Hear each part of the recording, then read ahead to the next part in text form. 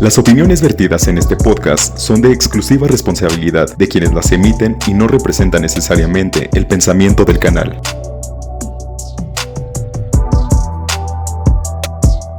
Bueno, ahora vamos a saludar formalmente a todos nuestros amigos. ¿Cómo están? Buenos días, buenas tardes, buenas noches.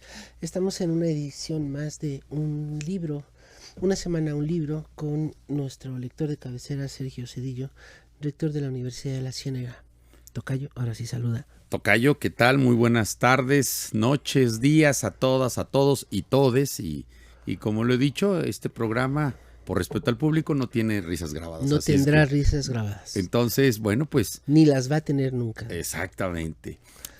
Pues te agradezco nuevamente poder comunicarme con el auditorio del Sistema Michoacano de Radio y Televisión. Hoy traigo un libro de una escritora mexicana. Yo intuyo que sea mexicana, espero que así sea, y si no, de todos modos no le quita lo talentosa.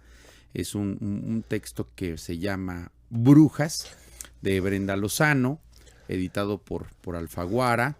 Ni más ni menos. Exactamente, ya ha editado. Lo cual le da cierto caché ya al libro, ya viene casi como en presentación de lujo. Es muy difícil para un escritor incipiente, claro, un escritor mexicano, publicar en Alfaguara. No, y ella por lo menos ya viene publicando en esta editorial desde el 2009 y el 2014. En el 2009 todo nada, 2014 Cuaderno Ideal y Cómo piensan las piedras en el 2017. Qué bonito. Yo creo que sí es mexicana porque fue reconocida por el Conaculta. En fin, creo que es una mujer, por lo que leo, muy arraigada al imaginario, a aspectos de México, diría de las comunidades mexicanas, pero también muy cosmopolita. La cosmogonía. Exactamente, una mujer que me gustó. ¿Lo acabas de leer? ¿Ese? Sí, este es de esta semana, aquí está anotados, subrayados. Yo nunca había escuchado hablar de ella. ¿Quién te lo recomendó? Bueno, en realidad, algunas veces leo algún comentario. O la otra es que de plano, pues, a ver, el libro me escoge. El libro me escoge. ¿Sí? El libro me escoge. Sí, lo haces. Sí, hay algunas que me llaman. Por ejemplo, estaba viendo Alemanes, no me terminó por atraer. Entiendo que ha sido una novela muy mencionada, muy citada, pero no me terminó por jalar.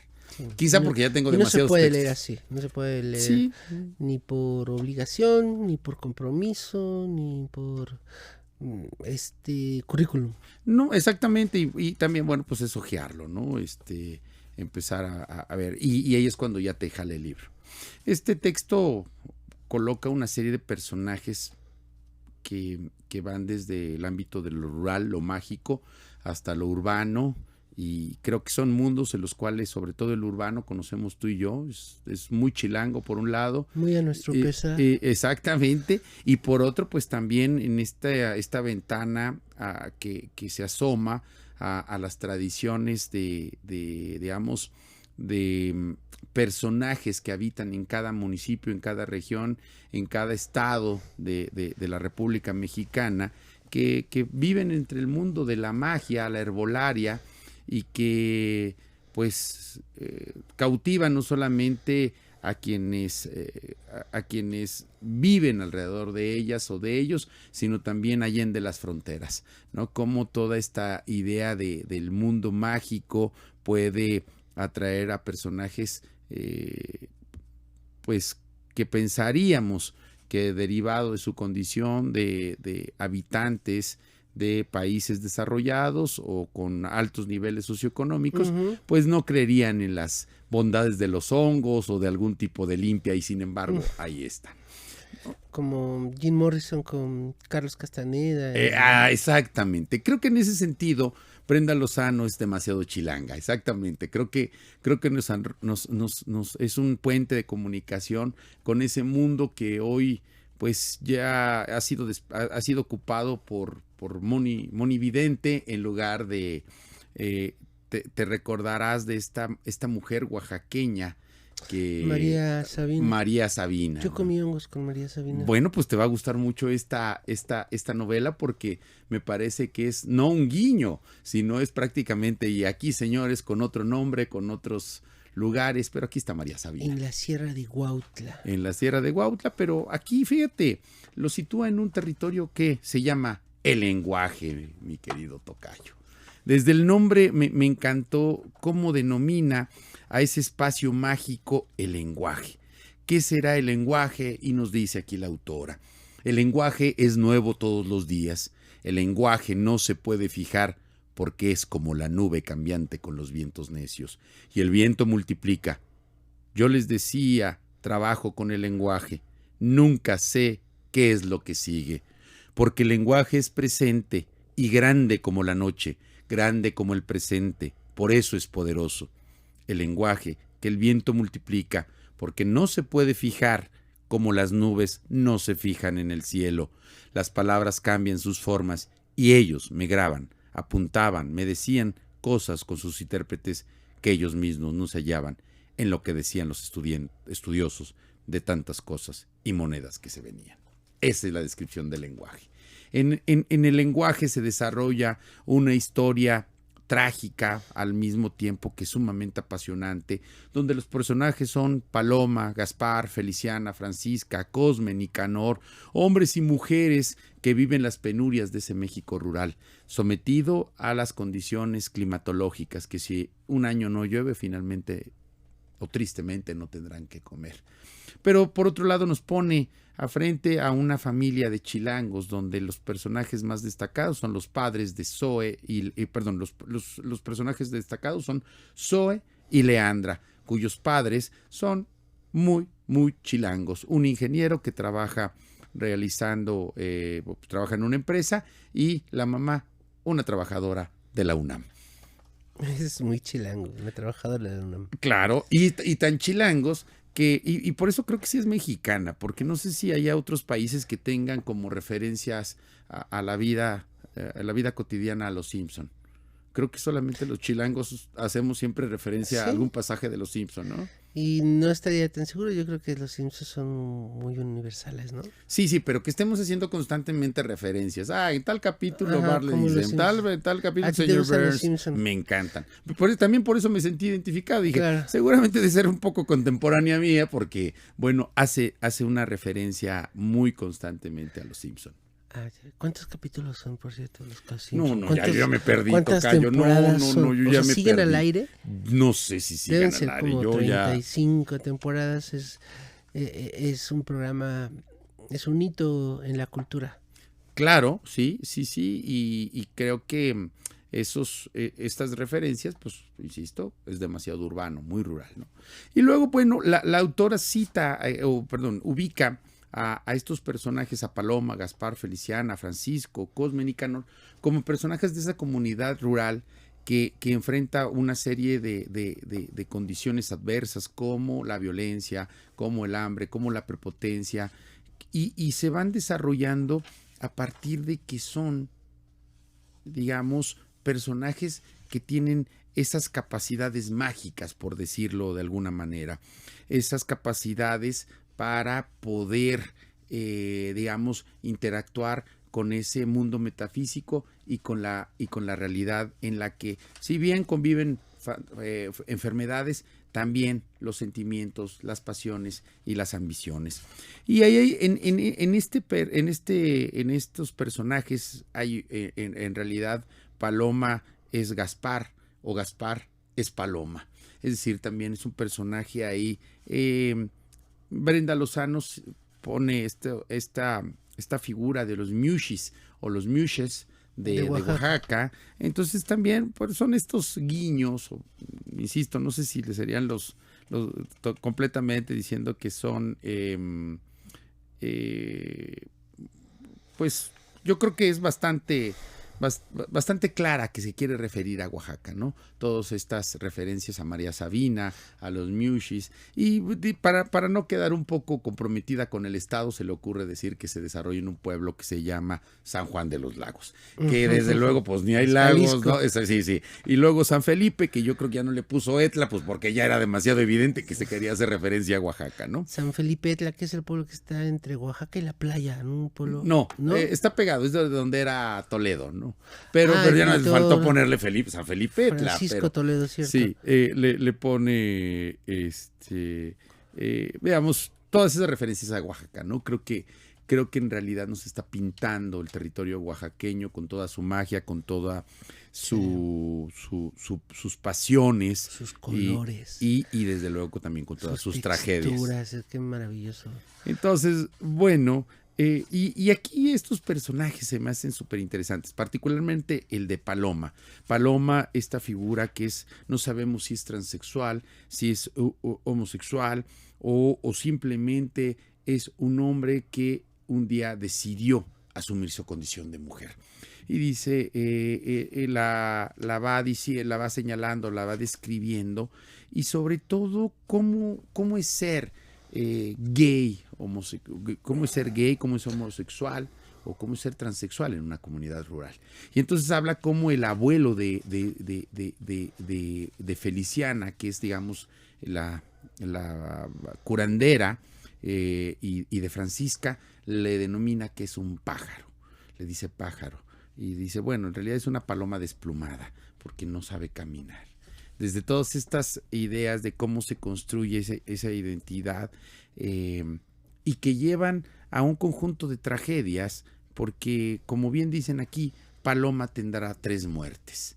Y aquí se las ya no las menciono para que la lean. Para que nos dejes algo de misterio. Sí, y hay otras, insisto, ahorita que lo decías, lo de los olores, lo de los sabores, fíjate cómo describe al abuelo. Dice, a él le gustaba tomar el café endulzado de una olla de barro que sacaba vapores mansos.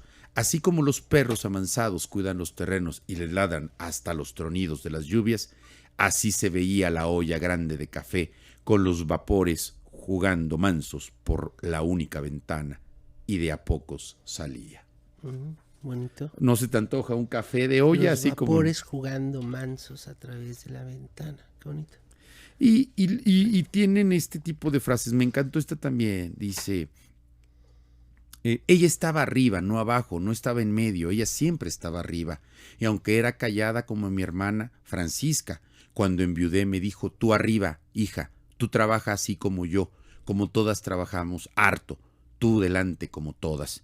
Ella me decía, las tuve a ti y a Francisca porque Dios así lo quiso. Y mi mamá me decía, cuando enviudé a Feliciana, no abajo, nunca en medio, tú arriba como yo, tú adelante. Así me decía mi mamá, que trabajaba duro y nos hundía en los pesares. Es decir, la lucha constante de las mujeres del campo mexicano. La marginalidad está siempre dando pasos o va escalando niveles, y seguramente el grado más alto de marginalidad lo tienen las campesinas, pobres, mujeres y niñas, que van sumando grados de marginalidad, y es como de lo peor, la peor tragedia que te puede pasar en un país como el nuestro, ¿no? Claro, y aquí son esas tragedias, y ahí estaba hay una frase que me dejó impresionado, porque justo tienes que trabajar, no hay espacio para el ocio, no hay espacio para la diversión. Cuando el abuelo descubre que las 2 niñas tienen una muñeca, dice la autora, mi abuelo Cosme nos dijo a Feliciana, Francisca, los huevones y los ociosos son como los muertos, lo hacen sufrir a uno, y los muy cabrones ni se enteran. Así que ustedes a trabajar, nada de que la muñeca tola por aquí, tola por acá. Aunque nosotros le pusimos María, no tola, y mi abuelo se memorizaba los nombres de todas las gentes, las miraba a las gentes a los ojos, por eso las gentes lo respetaban.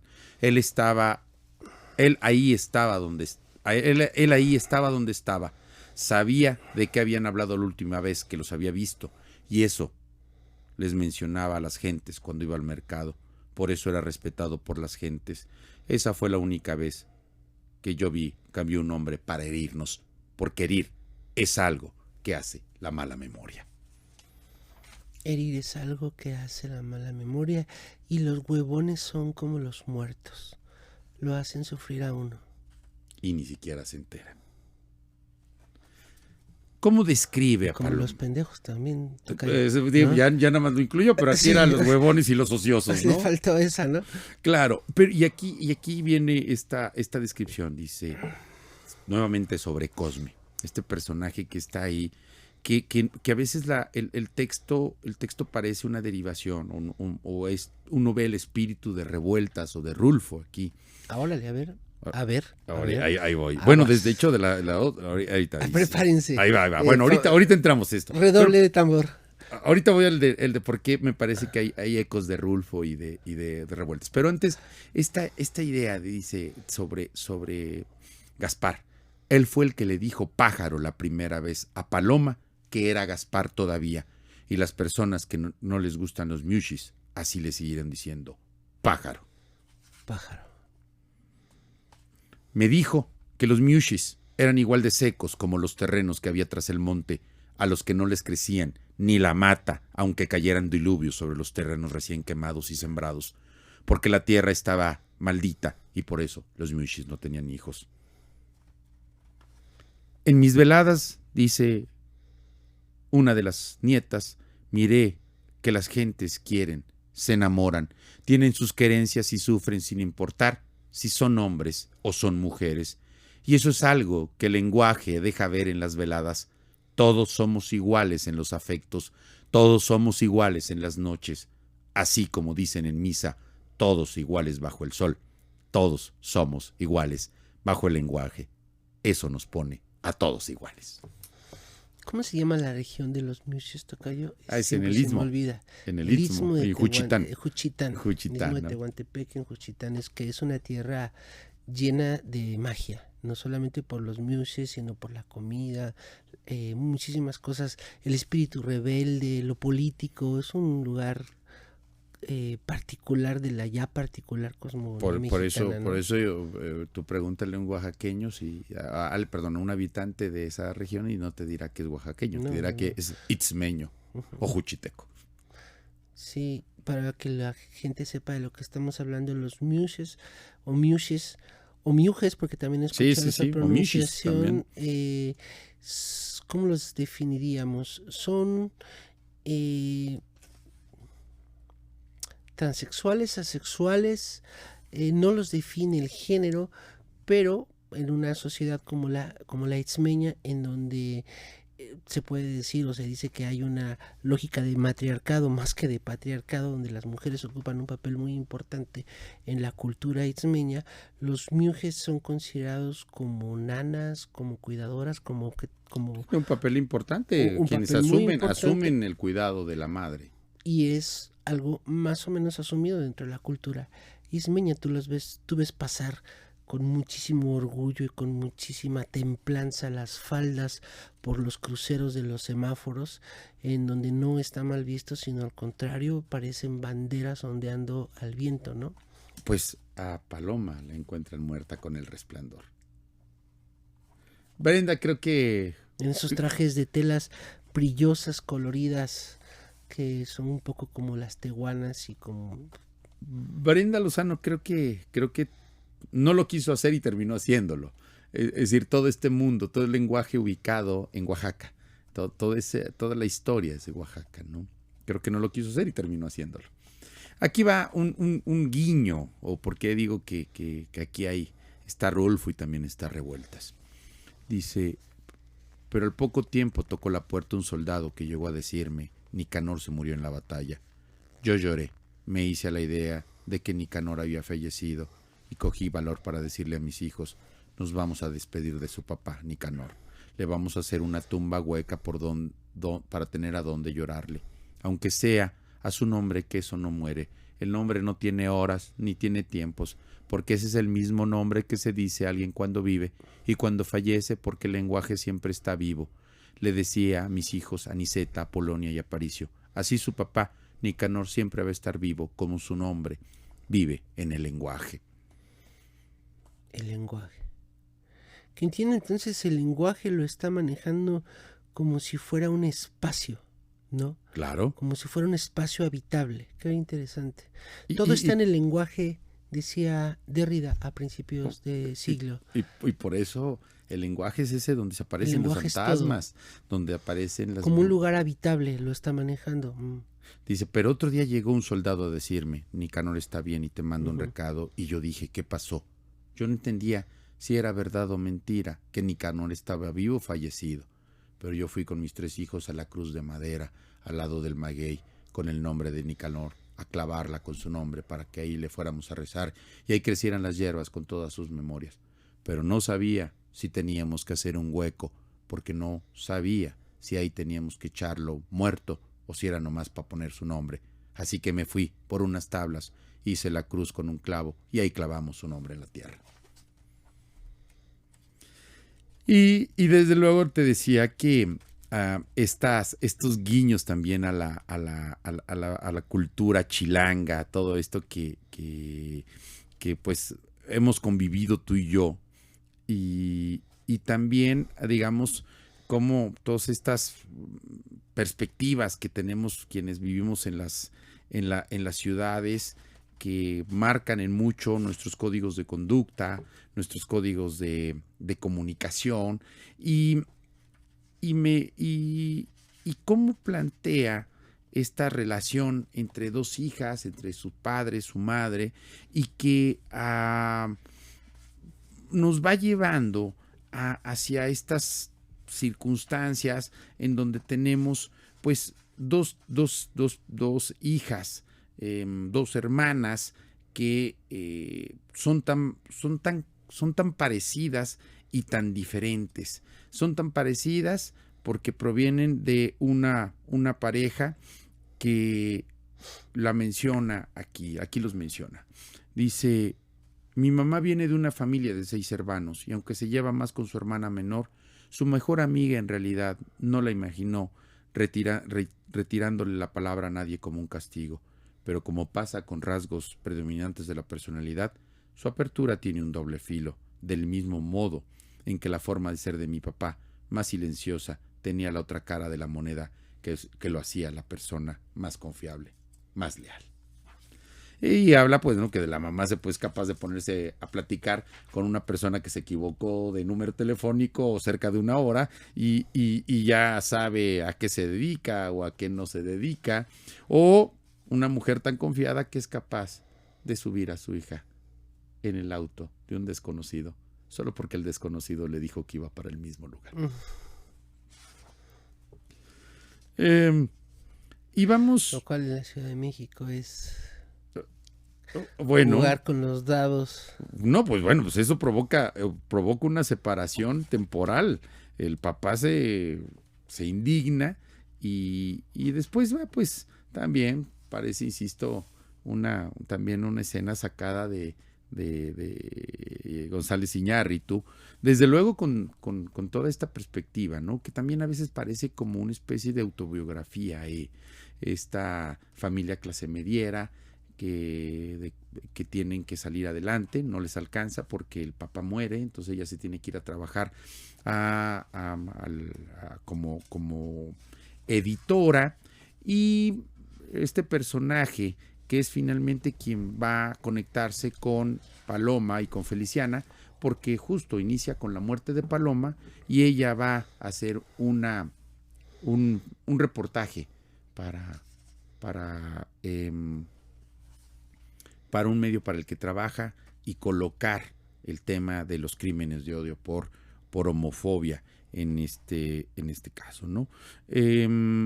Y luego estas personalidades, ¿no? Fíjate, del papá, como me encantó esto, dice, si mi papá estaba contento, no le pedía 3, 4 personas que se abrazaran para tomarles una foto.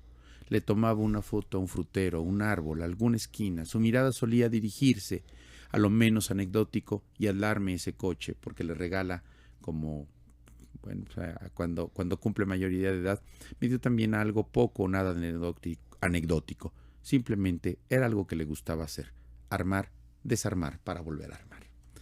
Y desde luego, pues todas estas cosas a las que nos enfrentamos en el día a día de la vida, y hay una frase que me gustó mucho, una parte de cómo interpretar el suicidio, cómo a eso que pareciera tan lejano algún tiempo, pero que más de una ocasión, consciente o inconsciente, tocayo, ha pasado por nuestra mente, ¿no? Detener todo, huir de este mundo y fugarnos. Sí, y aquí nada más que lo estoy tratando de encontrar, esa referencia al suicidio, en el que ella, Zoe, desilusionada por su primer amor, agarra y piensa, pasa por el suicidio, pero en ese momento su madre le llama y la salva. Y luego pues todos estos aspectos que creo que, insisto, todos alguna vez, lo vamos a confesar o no, pues nos enfrentamos, ¿no? Y aquí habla sobre la hermana y dice, un psicólogo le explicó a Leandra en la primera sesión que luego de una pérdida, en términos neuronales, el acto de contar movía el evento del lugar. Así podía desplazarse, dejar de tener la misma importancia. Alguna vez leí en una entrevista de Cioran que cuando estaba enojado insultaba sin pausa hasta que la rabia se disipaba. Contaba que alguna vez que escribió sobre el suicidio en su columna en el periódico, El filósofo de la desesperanza, una mujer consiguió su teléfono y lo llamó para decirle que sufría mucho, que estaba harta de la vida y que quería preguntarle qué lo había frenado de suicidarse. Le respondió que si reía no tenía por qué hacerlo. Así es que, tocayo, el humor siempre nos salvará. El Émile Cioran, el autor de las cimas de la desesperanza, le dice, oiga, yo quise matarme, ¿cómo lo evitó? Entonces dice, bueno, pues si se puede reír. El hombre más pesimista del mundo. Y le dice, si se puede reír, todavía hay salvación, todavía vale la pena vivir. Me acordé de una frase de José Emilio Pacheco. Yo no soy pesimista, soy un hombre informado. Exactamente, los pesimistas somos optimistas bien informados. Optimistas bien informados, sí. No, y luego, bueno, esta visión hacia la naturaleza humana, dice, hay desgraciados, esos desgraciados no tienen nombre, hay desgraciados en la Biblia, hay desgraciados en los pueblos, hay desgraciados en todas las lenguas y en todos los tiempos, hay desgraciados y las mujeres seguirán alumbrando desgraciados, pero para mí ninguno de ellos tiene nombre, ni va a tener nunca, porque todos tienen el nombre de su crimen. Y hace referencia a un hombre que abusó sexualmente de su hermana. Brenda Lozano. Que si pudiera sintetizar la trama. La trama se trata de dos historias en paralelo que terminan uniéndose. Hombres y mujeres cautivos de su pasado, apasionados por su futuro, por salir adelante, por transformarse a sí mismos, pero también marcado por todo lo que